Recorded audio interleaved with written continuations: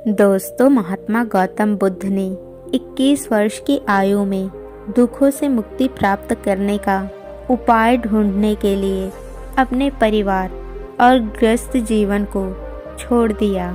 निरंतर चिंतन मनन के बाद 35 वर्ष के आयु में उन्होंने इसका रास्ता भी खोज लिया। 45 वर्ष लगातार उन्होंने अपने विचारों का आचार प्रसार किया। जब उनका अंत समय आया, वह वृक्ष के नीचे लेट गई और मृत्यु की प्रतीक्षा करने लगे। उस समय उनका एक ही शिष्य उनके पास था। उनका नाम आनंद था। आनंद ही लंबे समय से बुद्ध की सेवा कर रहा था। आनंद ने सोचा कि बुद्ध का अंत समय निकट है। अगर यह बात पास के गांव वालों में रहने वाले बुद्ध के शिष्यों को नहीं बताई जाए तो वे लोग नाराज होंगे। आनंद के यह बताने पर लोग बुद्ध का दर्शन करने उस वृक्ष के पास पहुंचने लगे।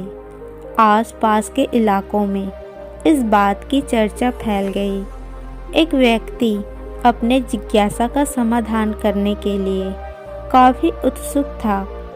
भोला भाला ग्रामीण था और दुनियादारी को ढंग से नहीं जानता था।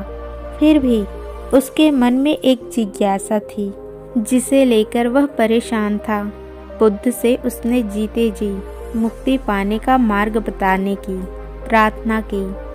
बुद्ध ने कहा, जीते जी जन्म मरण से मुक्ति प्राप्त करना चाहते हो तो जीवन में 3 बातों का ध्यान रखो। इन बातों पर अमल भी करो। सब लोग ध्यान से सुनने लगे। बुद्ध ने कहा, पहली बात, पापों से जहाँ तक संभव हो बचो। दूसरी बात, जीवन में जितने भी पुण्य कर्म कर सकते हो करो।